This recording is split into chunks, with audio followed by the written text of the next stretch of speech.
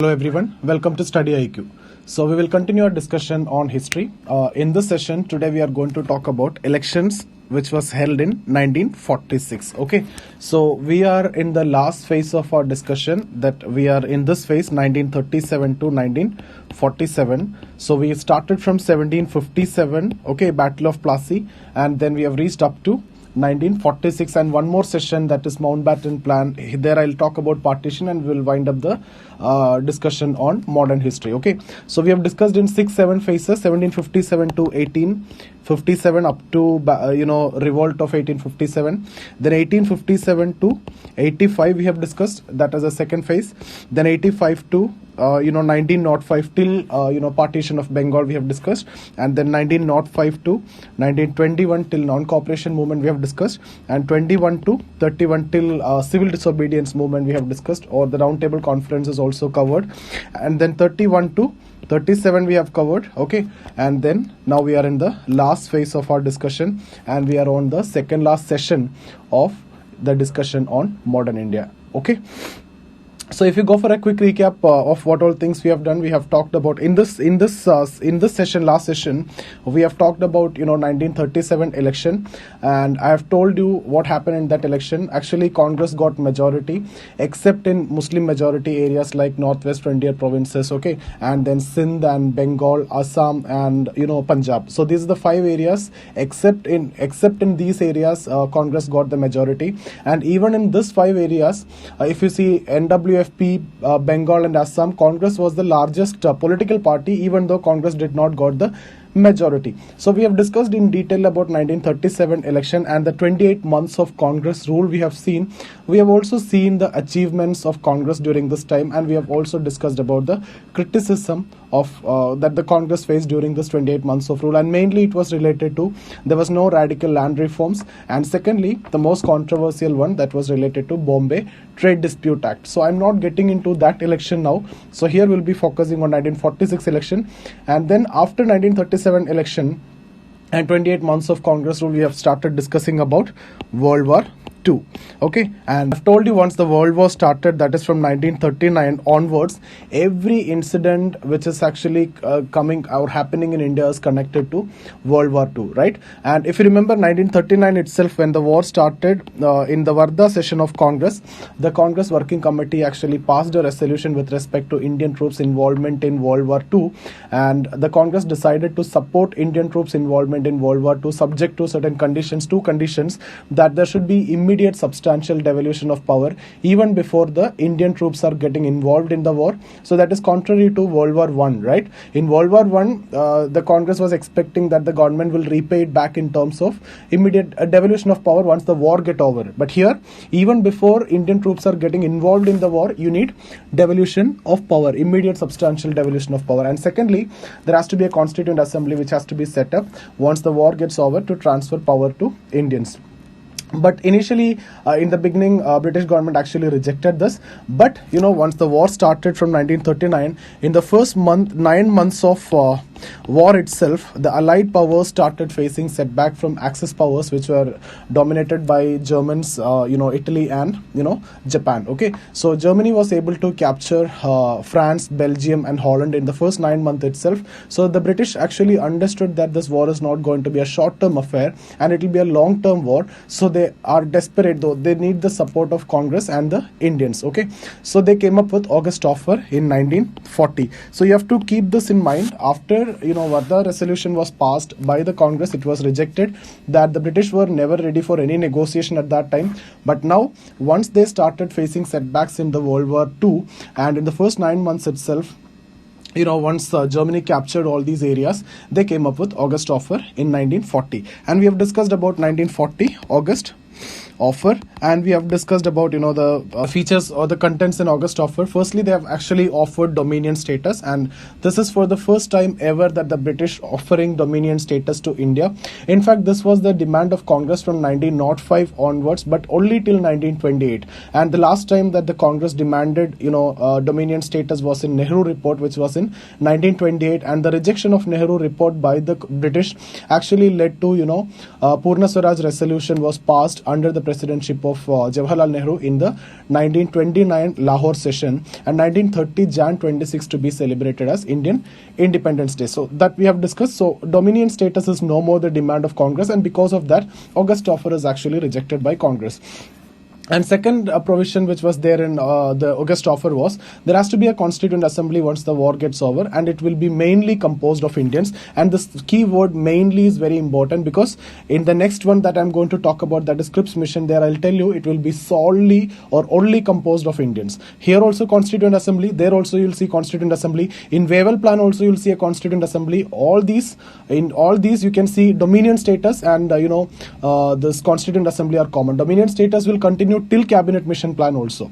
Okay, so dominion status is common in all these four: August offer, Crips Mission, Wavell Plan, and cabinet mission plan. Constituent assembly will also be there, but the difference is here it is mainly composed of Indians, and next time it will be only or solely composed of Indians. And the third one is not that significant, that any future adoption of constitution will not be done without the consent of minorities, and that was a strategic or tactical move by the British to turn Muslim League against the Congress. Okay, anyway we have discussed. And then by 1942, they come up with Crips Mission. What is the context of Crips Mission? It is because by 1942, during this first phase of war, that is 1939 to 1942, the Axis powers were emerging victorious, and once Germans captured France, the French colony in Asia came under the hands of Japan. So the entire Indo-China region, like Laos, Cambodia, and all these regions are in the hands of Japan. Japan was also managed to capture Korea, and Japan also captured eastern part of China, and they have entered Burma, and they started fighting against English in Burma, and they've also entered northeastern part of India, and they in fact fought a war in eastern part of India. That the only one battle which was fought during the World War II in the Indian soil was that one, and Japan was fighting along with INA against the British and the Battle of Kohima. So that battle is the Battle of Kohima. So the only one war which was fought in Indian soil during World War II was Battle of Kohima, and a Japanese invasion of India seemed imminent at this point of time. So the Britishers are so desperate to get the Indian support or the Congress support, and they came up with Crips Mission under Stafford Cripps. Here also they offered dominion status, and they offered constituent assembly, as I have discussed before. Before it was mainly Indians, now it is solely Indians. Third point was a bit more controversial one, that if a province does not want to join the Indian Union, they can form a separate union of their own. That means it was actually granting the right to secede or right to secession, and Nehru argued that this will lead to balkanization of the country. So because of these two, the dominion status and that right to secession, Congress actually rejected Crips Mission also. And when August offer was rejected, the Congress went for individual satyagraha. Once the Crips Mission was rejected, Congress went for Quit India movement, and we have discussed Quit India movement in detail. And by 1945 they came up with Wavell Plan. What was the context of Wavell Plan? The context of Wavell Plan was, US actually pressurized the British government to go and negotiate with Congress, because by this time already Germans surrendered, but Japan was still alive in the war. So under US pressure, they came up with, Wavell Plan. In Wavell Plan also, they have offered dominion status and constituent assembly. These two are same. And third point was important, that except two posts, that is Viceroy and Commander-in-Chief, everything else will be or would be devolved to Indians. And the fourth point was the equal representation would be given to Hindus and Muslims in the Constituent Assembly. And Muslim League argued that the Muslim participation in the Constituent Assembly should only come from Muslim League, and that was not accepted by Congress, because if Congress is accepting that, Congress will be branded as a Hindu organization. And in Congress also you'll see a lot of important Muslim leaders. Right from the beginning, the third session of Congress itself, the president was Badruddin Tyabji, who was a Muslim. And then we have seen Maulana Abdul Kalam Azad, and there are many more Congress Muslim leaders are there in Congress. So Congress did not accepted this, and because of this irreconcilable and radical demand of Muslim League, Wavell actually announced the breakdown of talks during this time. Okay, and then parallelly we have discussed about Rhine Mutiny. So we have talked in detail about Rhine Mutiny. We have discussed about INA and INA trial also. So all these two events actually shook the basic foundation of British rule in India, that they have understood that army and navy is now turning against them, and army and navy is actually influenced by the nationalist cause or nationalist upsurge, and the nationalist consciousness started developing in army and navy, and which is very dangerous according to the British. And they have clearly understood that their days in India are very limited, and now they want to speedily devolve the power to Indians, and they appointed the cabinet mission to speedily devolve the power to Indians at an early date. And cabinet mission came to India under, and there are three members: A.V. Alexander, Stafford Cripps, and Patrick Lawrence. Okay, so when we discussed about cabinet mission plan, these are three members: A.V. Alexander, Patrick Lawrence, and Stafford Cripps. So the first point is very important, that they have actually rejected the idea of Pakistan. So there won't be any partition. So this for the first time that the Britishers are making a statement with respect to Pakistan. Till then they were silent on this particular issue, even though during Pakistan Day resolution, Muslim League is arguing for a separate political entity in the eastern and western part of India where they are in majority. But British argued that even though you are in majority, but there are significant Hindu population are there. For example, if you take the western part, 48% of the population are Hindus. And if you take eastern India, 40% are Hindus. So the partition is not possible, because what to do with the rest of the population? So the idea of partition is actually rejected by the British for the first time officially. And second, they came up with a three-state formula. They have categorized into three sections or three categories. That's section A, section B, section C. And I've told you section B is a Muslim majority area in the western part. Section C is Muslim majority area in the eastern part. And section A is actually the remaining provinces where Hindus are in majority, like central provinces, united provinces, and all these areas. So all the areas are covered in three sections.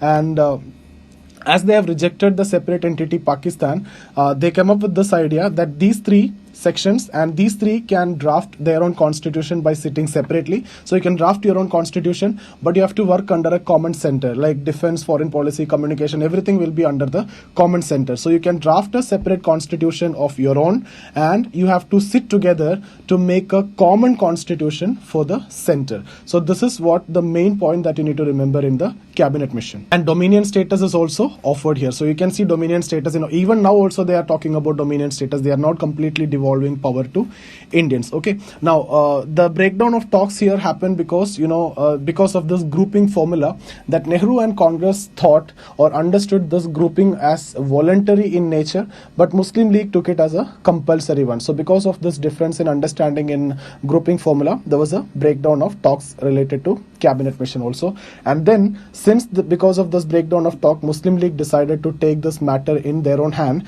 and they have declared or they are going for direct action to claim Pakistan. Okay, and 1946 election actually was a breakthrough for Muslim League, because we have already seen that Muslim League actually suffered in 1937 election, but after 1937 election and the setbacks in 1937 election, Muslim League changed their strategy, that they try to organize many mass campaigns, public speeches, etc. And they have tried to make fear among the minds of Muslims that if a regime is dominated by Congress, you will be in trouble, and you will not be safe in a regime which is dominated by Congress. Merely getting separate electorate or reservation in government jobs is not enough. You need more safety and security, and that cannot be possible under the Congress leadership. And they severely criticized Congress leadership. They severely spread negativity about the Congress leadership and argued that if Congress leadership will be there at the top, you will be branded or treated as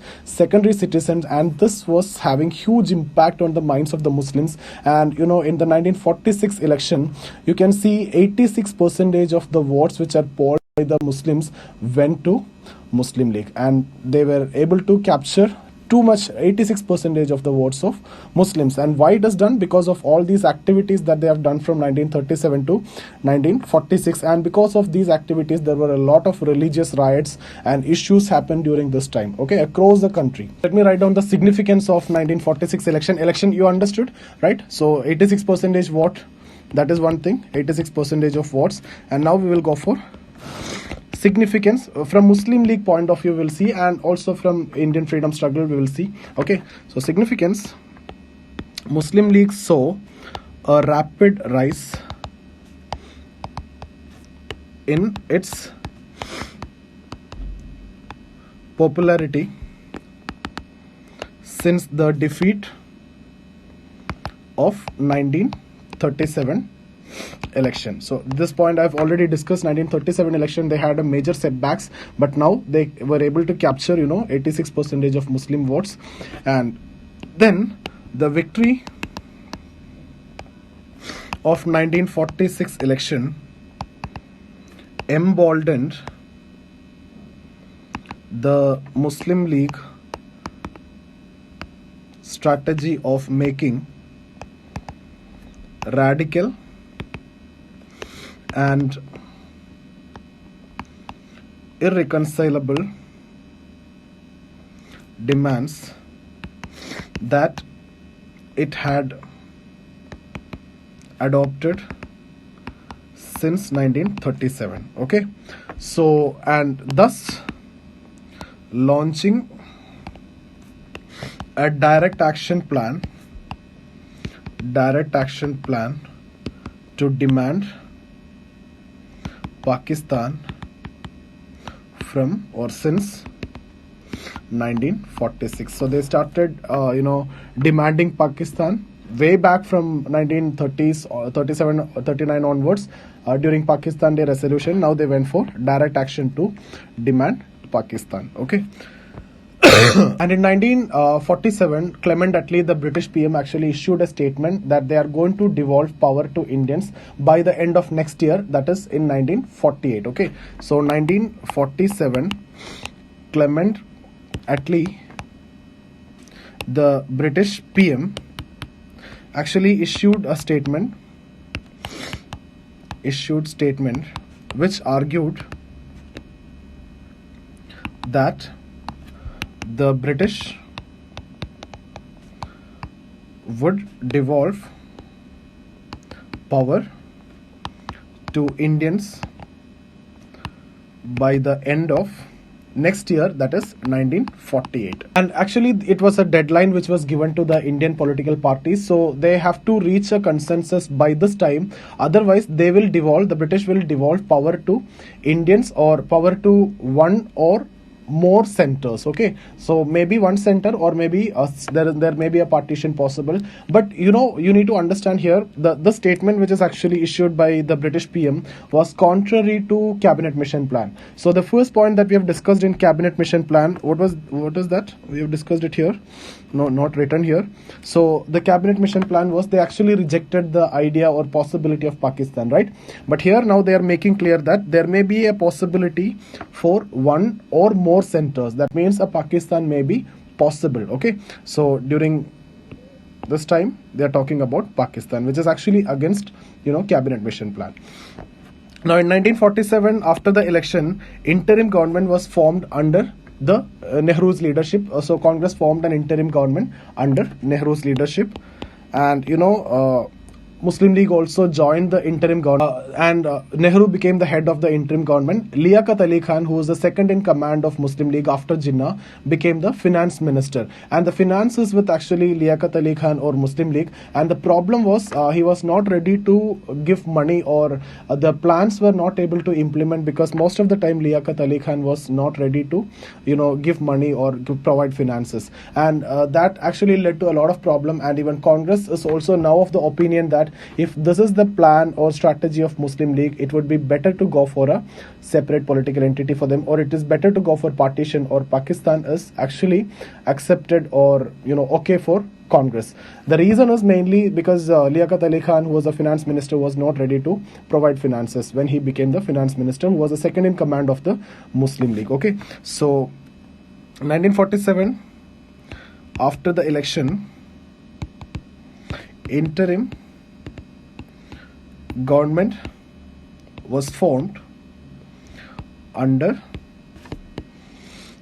Congress and Nehru's leadership. Okay, so Muslim League joined the interim government, and Nehru appointed as the head of the government.